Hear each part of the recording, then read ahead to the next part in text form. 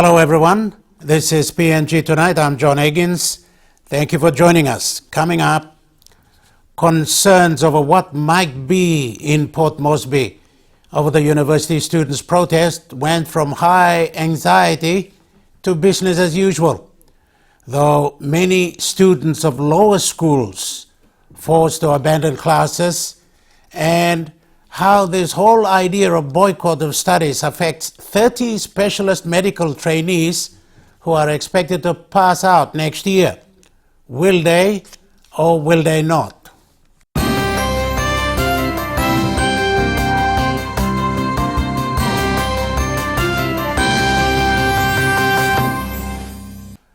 Public transport, buses and taxis operated as normal in Port Moresby today, despite intense media speculation over heightened protest by university students.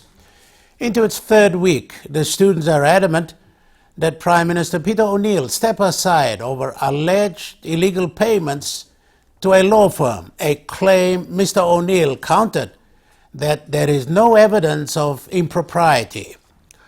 On what happened today, this report from Mark Kayok. Businesses in the National Capital District is normal despite a planned protest march today. The coalition of civil society groups, supported by university students, issued a stop work notice calling for a nationwide shutdown. The notice advised both the public and private sector, schools, including taxis and buses, to cease operation today. It also calls on police to remain neutral and refrain from interfering with the current political saga, which calls on the Prime Minister Peter O'Neill to step aside. The stop work notice was backed by NGO activist Noel Anzo. The civil society, the university students, the coalition of trade unions, we are teaming up, which is for the best interests of the country. University students earlier called on the Prime Minister to submit to the rule of law for the good of the nation and the people. However, the government issued a circular instruction calling for a normal attendance at work and maintenance of services. The instruction serves as a reminder to all agency heads, public servants and employees to be loyal to the government of the day. Prime Minister Peter O'Neill, through media advertisements, called on students to remain calm and allow the court to determine the outcome of the allegations leveled against him over misuse of billions of kina from a private law firm. This does not go down well for the students who continue to fight for their rights and freedom of expression. A tour around the city by NBC TV crew this morning saw businesses operating as usual.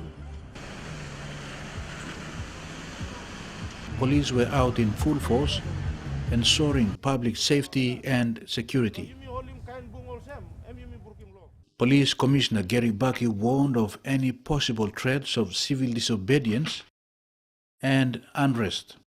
Schools are operating as usual following instructions from the Education Secretary. Most visits to schools in the city confirms the presence of teachers. They told NBC News they are ready to teach depending on the number of students. Our notice to the students was it basically you come to school today, tomorrow, and due to the number we have here, it doesn't permit us to have classes because our numbers are too low. But because when you count the heads of the students, it's like now you can see it's less than 50. So we teachers are still around, but we cannot get those 50 students because it's going to be only one student in a class. So. Only a few students stand up, making it difficult to start classes.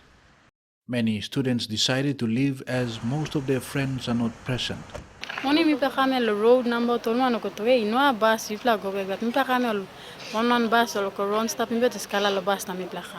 The situation forced parents to air their grievances, calling on authorities to resolve the issue quickly. I think we are confusing this nation. So I think authority must come out good na tok lo mibla la citizen. Public transportation was not affected. Taxis and PNV buses operate on their respective routes today. Bus drivers say they are operating on advice from police. Astrid or police toksawar bibla mas wag mo normal business homes bibla. Sabos bibla involved sila protest na bibla bibla involved sila protest na ride mall. Sabla gravity na bolo car ambay bibla was 6 months kalabus car do 6 months bologi lo sell. Yeah, bibla ron normal stuff but bibla no lugim. Sabos time gwanta la 10 o'clock go se mem. Sabos all strike mo megwana mem bamla stawin. Many people are also conducting their normal businesses, taking the protest lightly but wants immediate solution on the issue. Bus stop na stand PMB na taxi. Also got something and bike me problem me people were.